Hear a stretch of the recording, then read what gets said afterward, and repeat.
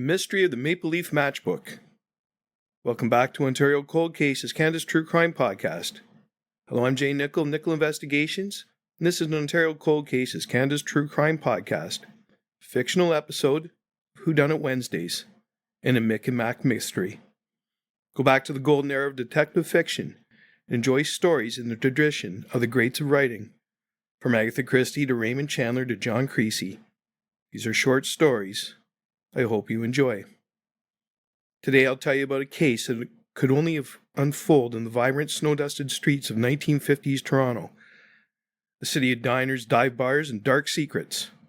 This one has it all: a mysterious matchbook, a corpse in a snowbank, and a trail that led two of Toronto's finest into a labyrinth of jazz clubs, racetracks, and shady gambling dens.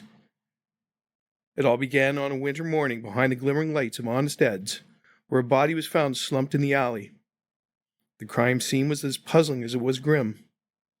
Among the scattered clues, a Maple Leaf Hotel matchbook and an oddly specific receipt for bananas. 5 pounds to be exact. It was a collection of items that seemed more like the setup for a vaudeville routine than a murder investigation. But as Detective Mick McCathie and his partner Mack MacNeely would discover, every bizarre detail pointed to something much bigger. From the smoky corners of the Maple Leaf Hotel to the dimly lit basement of the Jolly Miller Tavern, their search for answers unraveled a web of debts, desperation, and deadly consequences. Who was Tommy Deeks, the man behind the matchbook? What secrets were buried at Thorncliffe Park Racetrack? And how did this simple grocery receipt lead to one of the most thrilling confrontations Toronto had ever seen? Stick around, because this episode has twists, turns, more than a few surprises. You won't want to miss a second on the mystery of the Maple Leaf Matchbook. Let's jump in.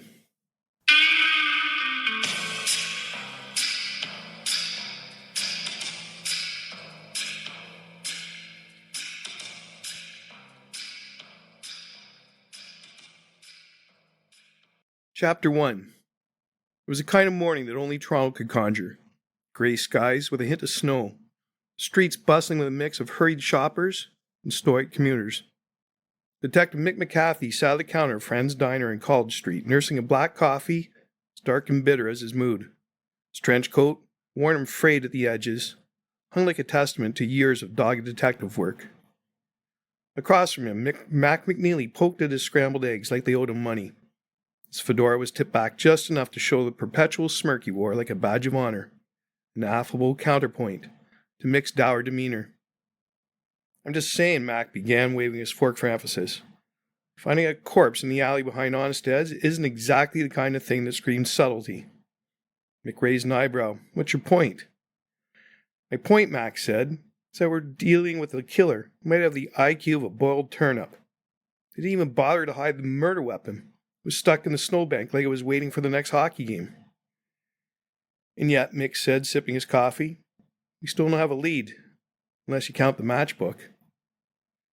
The matchbook in question lay on the counter between them, its worn cover emblazoned with the logo of the Maple Leaf Hotel, being found near the body alongside an empty bottle of whiskey and a receipt for 5 pounds of bananas. A collection of clues so bizarre it might as well have been a joke. What do you think, Mack asked, pointing to the matchbook. Mick shrugged. Could be something, could be nothing. The Maple Leafs a dive, a place where broken dreams go to drink themselves into oblivion. Sounds charming, Mack said, tossing a few bills onto the counter. Let's pay them a visit.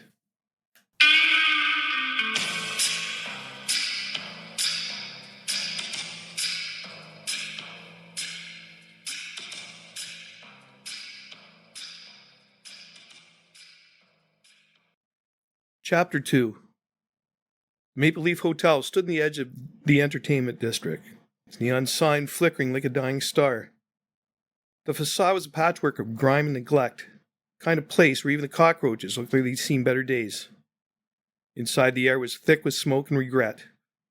A jazz trio played a mournful tune in the corner, the music barely audible over the din of conversation and clinking glasses. Mick and Mack made their way to the bar, where a woman in crimson dress was holding court. Her hair was the color of autumn leaves, and her lipstick matched her dress. She looked like trouble. Mack was already smitten. "Gentlemen," she said, raising an eyebrow as they approached. "You look like you're here for more than the house special." "We're looking for someone who might have left this behind," Mick said, holding up the matchbook. The woman's eyes flicked to the matchbook, then back to Mick. "That depends. Who's asking?" "Detective Mick McCathie, Toronto Police." Mack leaned in with a grin, and I'm his charming assistant. She smirked. "Name's Di Devine. I sing here on Thursdays, but I hear plenty the rest of the week. What's this about?" "A murder," Mick said. "Behind honest Ed's." Di's smile faltered, but only for a moment. "Can't say I'm surprised. That part of town's a jungle. Who was a stiff?" "We were hoping you could tell us," Mack said. "He had this matchbook and a receipt for bananas. Ring any bells?" Dottie's laugh was a soft, musical thing. "Bananas?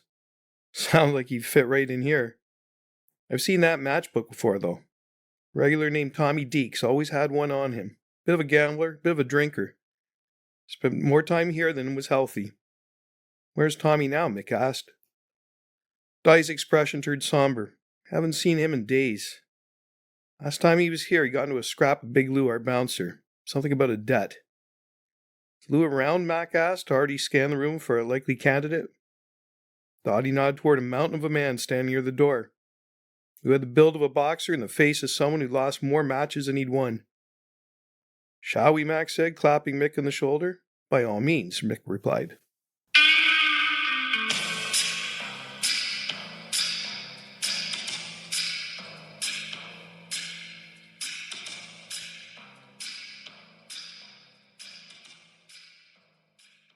Chapter 3. Big Lou turned out to be more cooperative than his size suggested.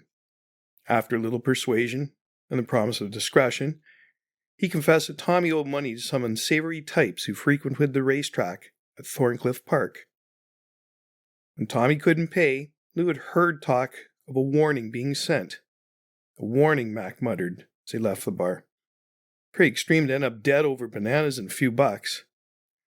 "Maybe the bananas were a red herring," Mick said, "but I bet the racetrack isn't." Chapter 4. Thorncliffe Park Racetrack was a shadow of its former glory, a place where dreams were made and shattered with equal frequency. The scent of hay and old cigars hung in the air, mingling with the faint echo of cheering crowds from better days. It didn't take long for Mick and Mack to find someone who knew Tommy, a jockey named Frankie Fast Hands Malone, who had a reputation as slippery as his nickname. Frankie confirmed that Tommy had been involved in a high-stakes card game that went south. The man running the game, Dominic "Dom" Russo, was known for his short temper and creative debt collection methods. "Where do you find Dom?" Mick asked. Frankie hesitated. "Try the basement of the Jolly Miller Tavern. Watch your backs. Dom does not play nice."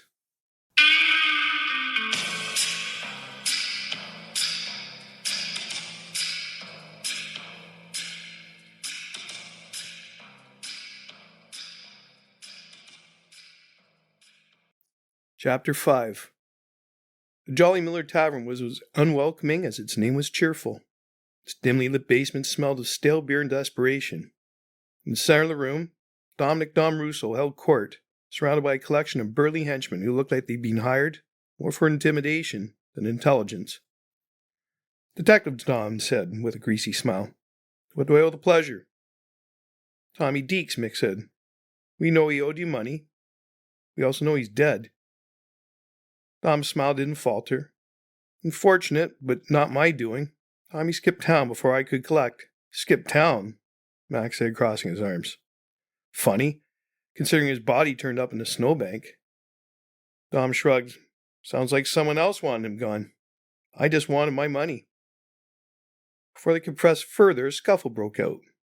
Dom's men weren't keen on letting the detectives leave with information. Amid the chaos, Mack grabbed the bottle from the bar, swung it like a cricket bat, clearing a path for Mick to cuff Dom. "Not bad for an assistant," Mack said as they dragged Dom upstairs. "You're lucky I don't dock you pay for damages," Mick replied, smirking. Chapter 6. Back at the precinct, Dom spilled everything. He hadn't killed Tommy, He sent an enforcer to scare him. He's gone too far, and the enforcer panicked, leaving the matchbook and fleeing the scene. Receipt for bananas? Just Tommy's last bizarre grocery run. As the case wrapped up, Mick and Mack found themselves back at Fran's diner, where the coffee was still terrible. The satisfaction of a case closed was worth it. Bananas, Mack said, shaking his head. I'm telling you, Mick, this city gets weirder by the day. Mick raised his mug and toast. Here's the weird. Keeps us employed. Thank you for listening. Don't forget to hit that subscribe button so you don't miss any episodes of Ontario Cold Cases, Canada's True Crime Podcast. Ontario Cold Cases, Canada's True Crime Podcast. Available wherever you listen to your favorite podcasts. Please share your thoughts and questions in the comments.